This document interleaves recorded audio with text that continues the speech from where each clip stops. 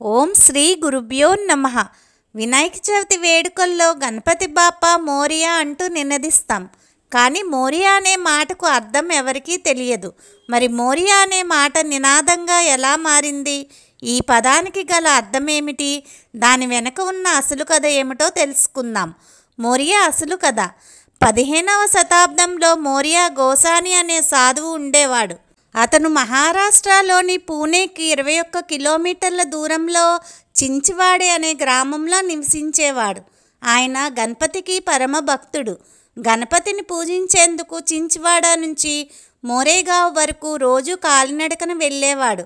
ఒకరోజు మోరియా నిద్రపోతున్న సమయంలో గణేశుడు కలలో కనిపించి సమీపంలో ఉన్న నదిలో తన విగ్రహం ఉందని దాన్ని తీసుకుని వచ్చి ప్రతిష్ఠించమని చెప్పాడట. కలలో గణపతి చెప్పిన మాట నిజమో కాదో వెంటనే తెలుసుకోవడానికి మోరియా అక్కడున్న నదికి వెళ్ళాడు.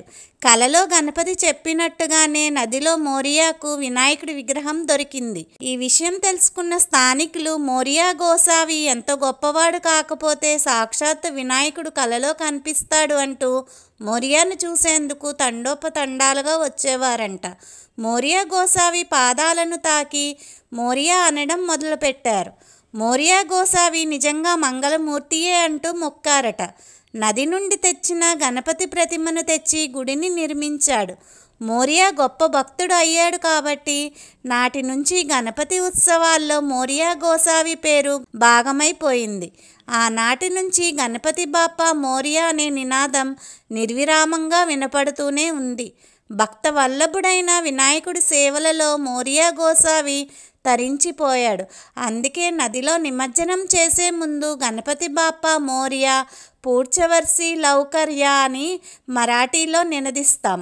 ఎందుకంటే గణపతి ప్రతిమ మోరియాకు మహారాష్ట్రలోని పూణే సమీపంలో ప్రవహించే నదిలోనే దొరికింది కాబట్టి.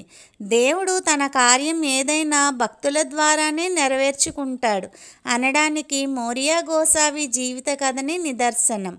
సర్వం శ్రీకృష్ణార్పణమస్తు. లోకా సమస్తా సుఖినో భవంతు.